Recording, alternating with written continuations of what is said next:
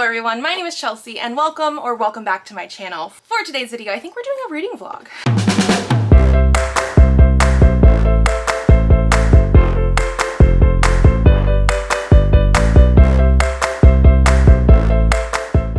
So it is at the middle to end of September, and I was supposed to do a reading vlog this month where it was the 25 books to read in 2025.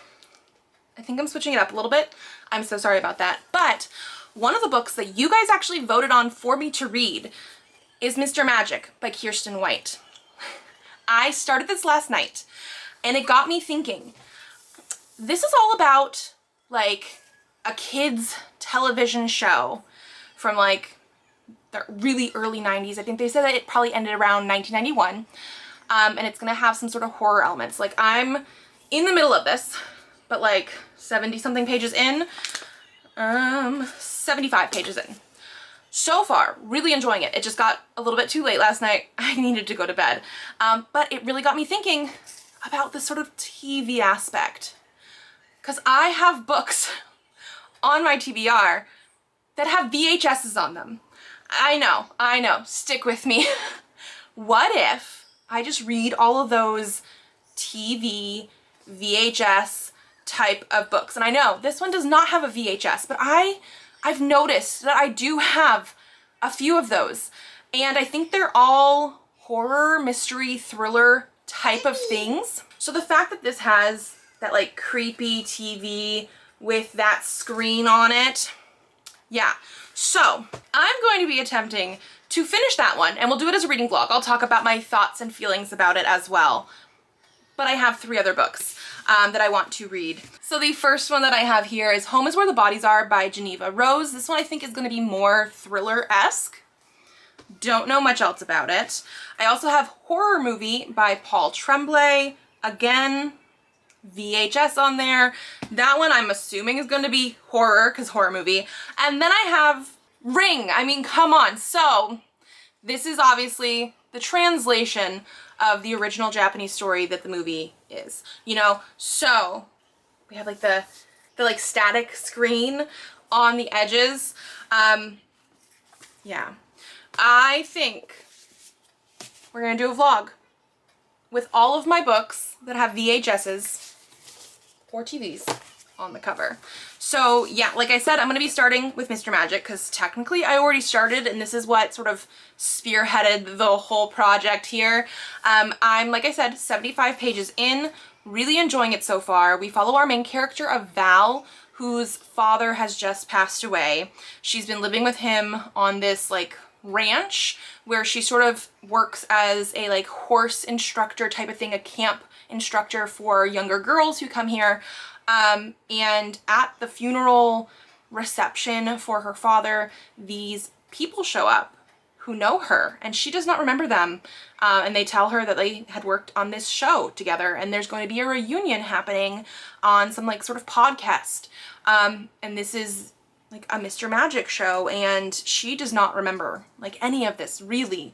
But she gets swept up in it, and we just are getting to that point where they're going to this reunion. I have not gotten anything else done yet. Like we don't know much. There is this sort of ominous tone, and I really like the writing style. Like we do have some like interspersed emails, and I think there was a Wikipedia type of entry at one point between like the different chapters. So I do like the idea of having these like extra little pieces throughout. And so again, very excited to continue with this. This is the first one we're going to read, and then we'll see what we want to choose from there. But yeah, I don't know. I have, like I said, like what, 3 books with VHSs on them, and I was just thinking about it with the way that this cover was. So that's what we're going to do. I am changing it up a little bit. We are getting into that October creepy, spooky season, so I think this would be perfect to sort of transition to that. I'm very excited. Okay, so please excuse the mess. Elliot brought most of her stuffed animals in here. I have finished Mr. Magic by Kiersten White. This is like just over 300 pages, and I bought it when I bought it, I think January of this year, in the horror section, and I wanted a little bit more from it. Basically everything that I told you beforehand is sort of like where we get to. We have Val, who is like our main character, who does not remember anything about this TV show that she was on when she was younger. They do specify that she was like 8 when it sort of ended, and she doesn't remember anything. These other cast members find her and sort of bring her to this reunion, and we're just sort of figuring things out with her. There is this ominous undertone, overtone exactly. It goes over the entire book, but I feel like this is not really horror. It has that unsettling tone, but you don't really know what's going on. Everything is very mysterious. It felt like more like uncovering a mystery, but at the same time I was wanting more because I was specifically going into this for the horror aspects. I also personally did not like the ending. I just thought it like wrapped up too much and in a way that I didn't enjoy in this type of story. So I was just really wanting more. Like, I think the idea of a children's show that is very ephemeral in a way, because people don't remember what happened. Like, this is something that supposedly ended around 1991 and a lot of people remember it from their childhood, but there's no like evidence of it on the internet or anything like that. And so like I like the idea of that and turning it sinister in a way, but the actual like ending of the plot and everything just like fell flat for me. I wanted more. And so because of that, I think the next one that I'm gonna go with hopefully will give me more horror. Horror movie by Paul Tremblay. I don't remember much of what this is supposed to be. I love that we have this sort of like annotated script stuff on the end papers. A chilling twist on the cursed film genre. Yeah, June 1993, a group of young guerrilla filmmakers spent 4 weeks making Horror Movie, a notoriously disturbing art house horror flick. The weird part, only 3 of the film's scenes were ever released to the public. Okay, this feels in a similar vein in the way that like this sort of stuff happened and should have had more stuff to the public. I don't know. Yeah, I'm gonna go with this one, hoping that we have more horror. And just like that, we are in October, as you can see from my kids' window clings. We have lots of like glow-in-the-dark Halloween things. We need to talk about Horror Movie. I'm gonna turn this way so you guys can actually see me a little bit better with the light. I'm about 73 pages in, and it feels a little bit like Mr. Magic in a way, because we don't really know what's going on yet. We haven't really gotten to like everything that happened. It's moving slow in that way because we have like 3 different parts of this. We have like the present day with an unnamed main character who was in the original Horror Movie back in the day. And people are trying to like reboot it, remake it, something like that, because only like a few scenes ever made it to the public. Like, I guess years after they made this movie, on the internet, scenes have come out. So now he's like the one that people need permission from to do this. And then we have stuff from the past of the same unnamed main character with like how he got roped into doing the movie because he like knew the person who was gonna direct it from back in like undergrad, but they, you know, don't really talk much anymore. But he's gonna be helping out with the movie. And then we have the movie script. And so we haven't really gotten too far into everything because we're going back and forth between all these 3 different parts. I really do like the fact that we have like the script and it's written sort of like a script. So I'm very curious to see where this is gonna go. But because we don't really know too much, like we're jumping back and forth between, you know, then and now and stuff like that, I don't know what to think yet. And I think that's part of like why I feel like it's actually very similar to Mr. Magic in a way. Not because of the jumping around, but just the fact that like we jump into the story not really knowing anything. And in Mr. Magic, our characters didn't either. Obviously, this guy does. He knows something that he's not forthcoming necessarily. So I definitely need to read more. I'm very curious about this. Okay. It's been a little while since I've updated you guys on Horror Movie, and that's just because I have not been wanting to like really read. Just not in the mind space for it, but I have decided, you know what, we really need to get into this. I did read more from the last time that I had talked to you guys. I got probably like almost halfway through the book. I have a little less than 2 hours left according to my Bookly app, and so that's why I was like, you know what? We should do this. I still don't know a ton of stuff that's going on here because it does jump around between like the present day with our main guy that we talked about before and the past of like what happened and the scripts. One thing that I noticed when I was reading before and when I again decided to start reading this again today is he's now mentioned a couple times, and it wasn't something that I had noticed at all at the beginning, so it's more recent, that he keeps mentioning when he records this on audiobook. So I was like, okay, so not only is this supposed to be like a book that he's putting out, like it's not just a story that we're being told. It's the guy that we don't have a name for. We don't have like anything about him. He doesn't have an actual name. He's putting out a book, but not just that, an audiobook about his experience doing this. So I was like, you know what? I need to see if I can get an audiobook, which that's what these are for, from my library. They did have it, so I downloaded that. And so today, mine is like 2 to 3 minutes because they had just mentioned audiobook, and I was like, I need to look this up. They do have an audiobook. I started listening to it, and it's interesting because it doesn't 100% match up with this. And I'm just like, I don't know if I like it. It is something that has like a full cast. And so the guy during his parts, both in the past and the present, is reading his stuff that he was talking about with his experiences. And then we have the script, and the script, each character has their own voice. It sounds like we also have a different narrator for like all the in-between parts.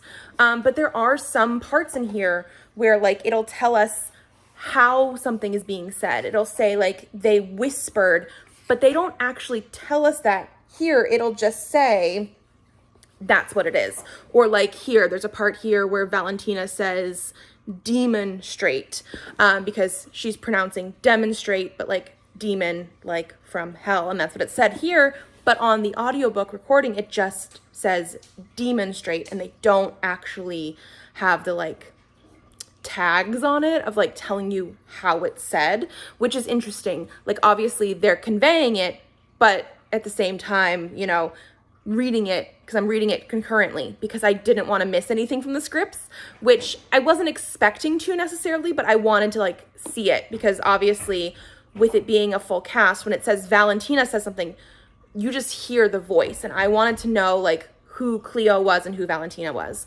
But also on those script parts, the narrator specifically, more often than anybody else, sometimes will read all the things and then like stop and clear their throat and go back to the beginning of a line or the paragraph or whatever and repeat it.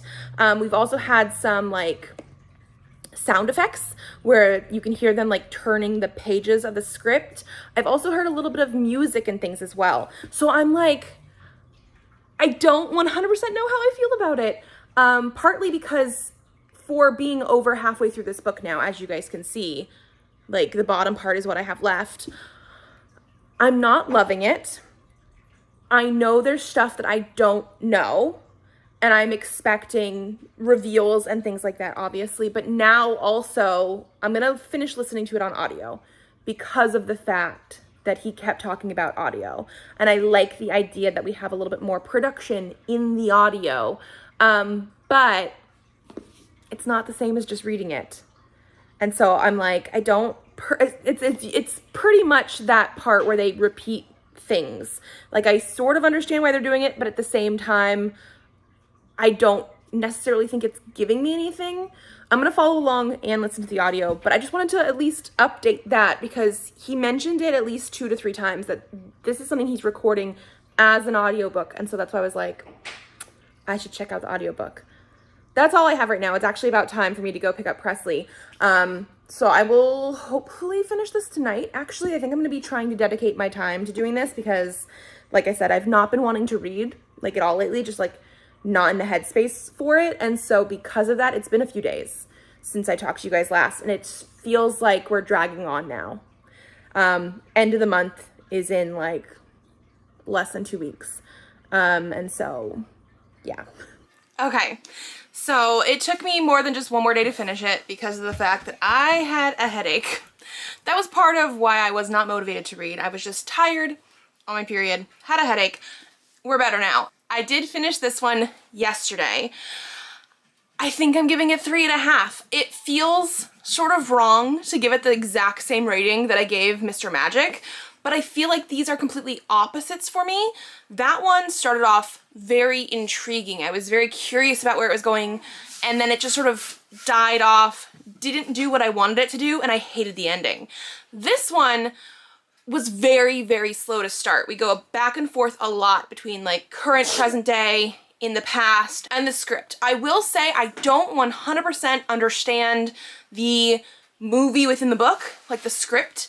There didn't seem to be as much of a purpose as I wanted. Like obviously that sort of fuels this book, but for that supposedly being something that should stand alone by itself, I didn't understand the motivations for it. So that was a little bit of a letdown for me. And again, you get into it more as you go because of the fact that like we get little bits and pieces every so often. So it wasn't something that I was knowing I wasn't happy with until like near the end when I was realizing we weren't gonna get enough for it. But for the other part of this, the back and forth between the past and the present, I do think it built up a pretty good like suspense for it. Again, it took a little while to get there. It was definitely a little bit slow. But there was a couple scenes near the end of this that were very, very well done in the horror aspects, and I really, really liked it. Like, I think the ending of this one was way better than Mr. Magic. So even though it is slow, not my favorite thing, I do wish for both of those books there was more actual horror nature because they're both from the horror section. I want more. But I do think this one delivered, especially near the end of the book. So like, again, 3.5, they're both on that sort of middling, like fine scale, a little bit better than just like a plain 3 for me. Plain 3s are mostly just like, meh, it was a book. 4s are, it was pretty good, but here's some things. These are a little bit less than it was pretty good. Like I wished for quite a bit more from both of them. I'm glad I read it. I do think, because I finished it out with the audiobook, I was reading concurrently. The audiobook production is pretty good as well. I especially like the fact that we do have multiple characters for the actual script thing here. They don't always tell you who is talking, obviously, for the script. So if you don't know which girls there are, because there's like 2 main ones in the script, I liked following along better because I knew exactly who was talking. But yeah, 3.5. We have 2 more books to get through, and we are now getting very, very close to the end of October. It's taken me a while to do this. We have Home is Where the Bodies Are by Geneva Rose and Ring by Koji Suzuki. I'm really, really hoping that this is going to bring the horror that I want, so I'm going to save it. I don't know if that is counterintuitive or not. My kids are also here. Today is Friday. There's no school today. It's like a teacher day.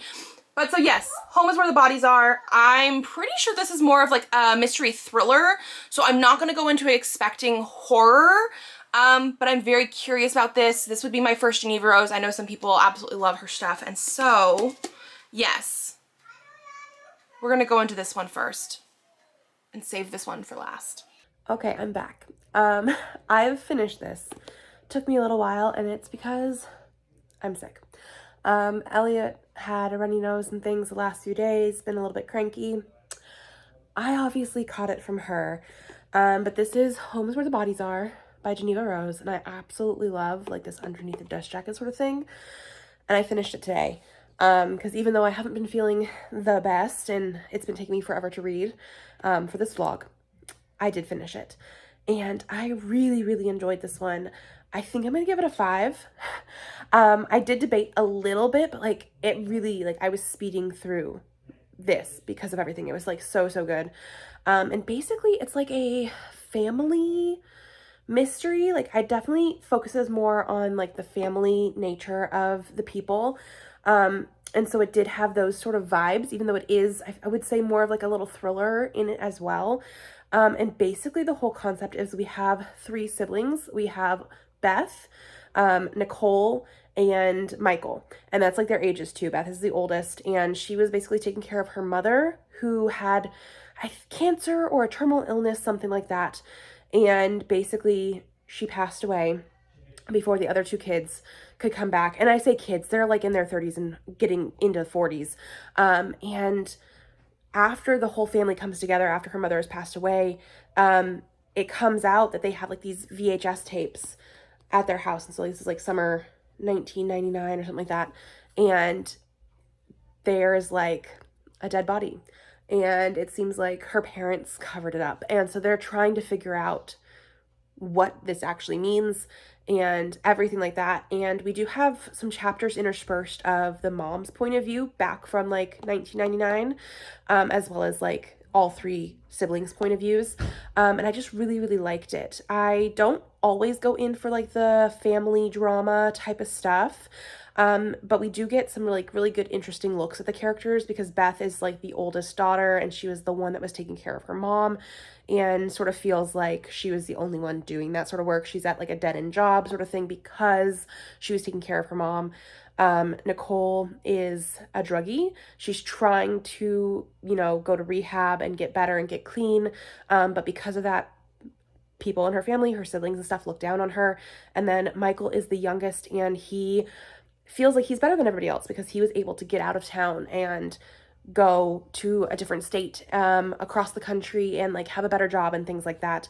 And so we do have very interesting characters all now trying to figure out exactly what happened. And it's just one of those, like, I was hooked. This is only like 250 pages. And so it was very, very quick paced. At the same time, it did slow down a little bit, but like in a good way. Like I liked every beat of the story that we focused on. I do think I figured out like the sort of whodunit and stuff beforehand, before we got there, but there was enough of like, is this actually what it was, that I was very, very invested in this. So yeah, like a 5-star horror thriller, I guess not horror, mystery thriller, which obviously worked out better than the horrors I was reading because those ones did not quite work for me. But that means we have one more to go. We have Ring by Koji Suzuki, which I need to grab and start. But I am hoping that lives up to like how much I loved this one, but in a horror nature. Okay, everyone, it is the 27th of December, and we are finally reading Ring by Koji Suzuki. So obviously, I think I introduced everything to you guys before. You will have remembered. Me, a couple months later, have not remembered. I think I introduced to you guys all the books that we were going to be reading. This is obviously the book that the movie The Ring and Ringu, if you want the Japanese version, was based on. I started reading today, finally. It was so hard to pick this book as part of the Clear Your Shit Readathon that I'm also doing, and we finally got it in there. But so I started reading it today. I am currently on page 58. I've only been reading for 30-something, 40 minutes at the most, and so far, we haven't really gotten into it too much. We have had 4 teens, both from high school and like the university, college age, die under mysterious circumstances at like the exact same point in time. And we're following a guy who is like a journalist, and one of the teenagers was his niece. And so that is sort of like how he gets swept into the story. And he's trying to figure out why. Why did they all die under mysterious circumstances? Why was it instantaneous? Why does it look like a heart attack? Why were they terrified? And so that's where we're at right now. I have not seen these movies since like high school. I remember watching The Ring first, but I also saw Ringu. Pretty much all of the Japanese horror movies that have been made into Americanized versions, I've seen both. So it's been a little while. I know the gist of the story and everything like that. I'm curious to see where else we're gonna go from here. I will say, being on page 58, we are just at part 2 right now.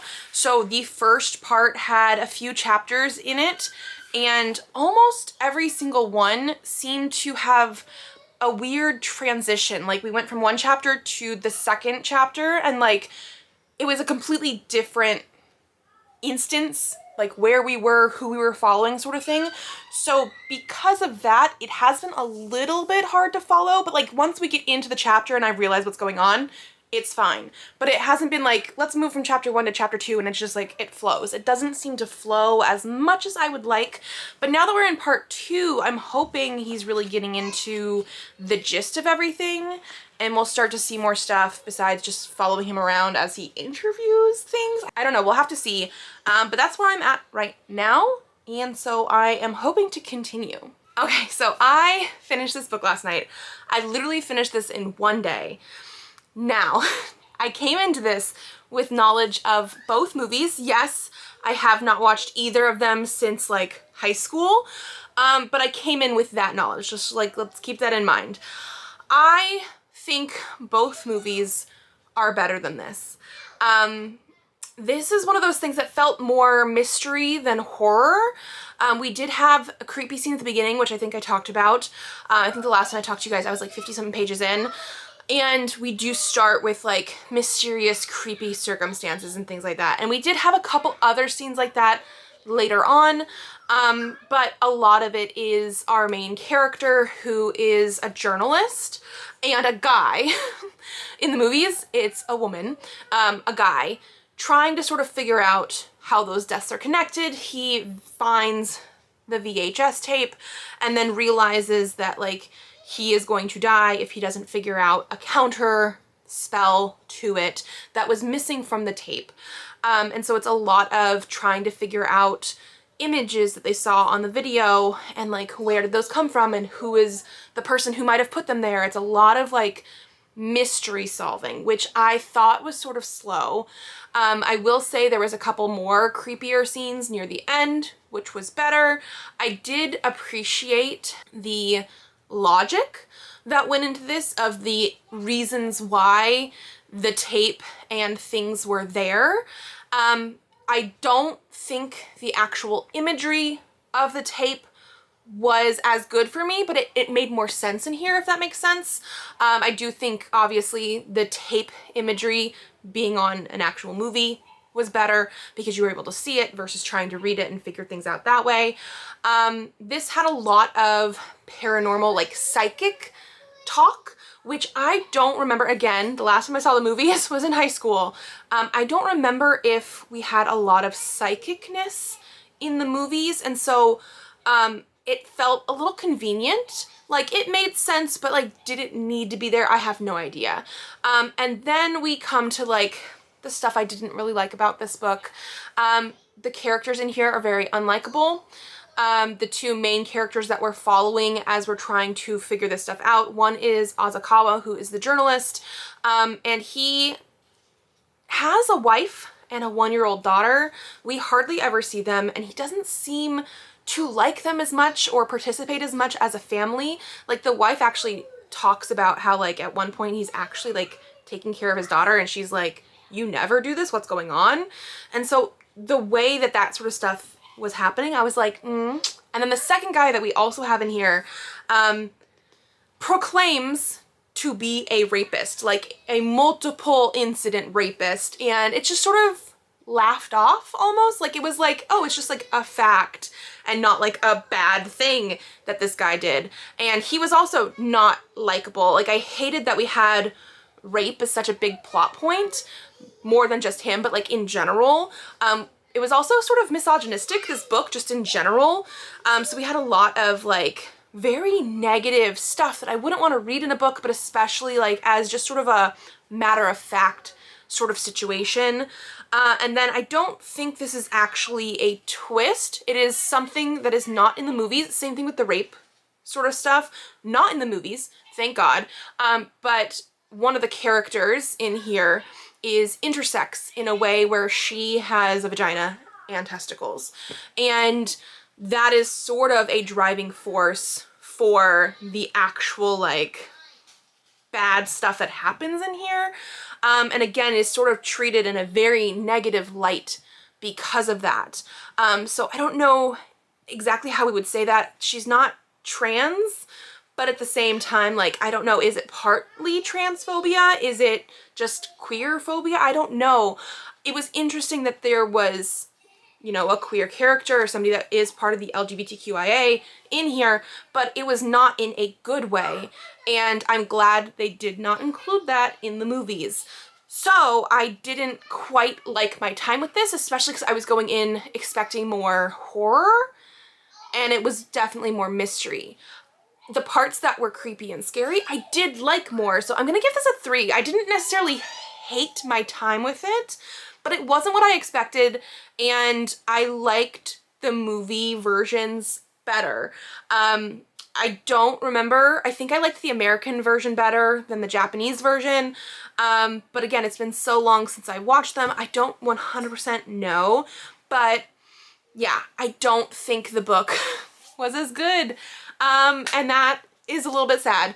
So pretty edition. I love that it looks like the VHS and it has like the fuzzy screen on the edges, but I am going to eventually unhaul. I probably need to go through my books and see stuff that I did not like this year.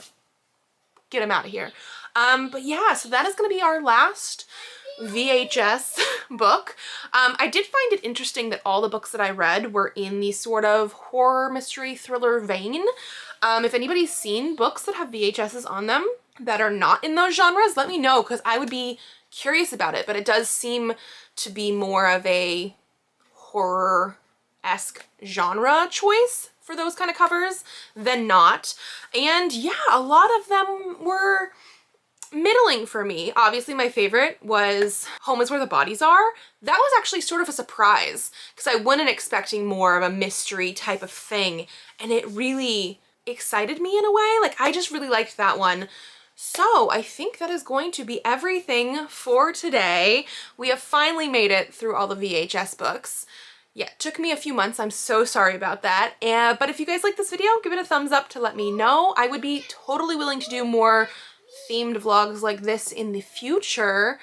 And subscribe to this channel if you'd like to see something like that. I do have videos coming out Tuesdays, Thursdays, and Saturdays. So I will see you then. Bye.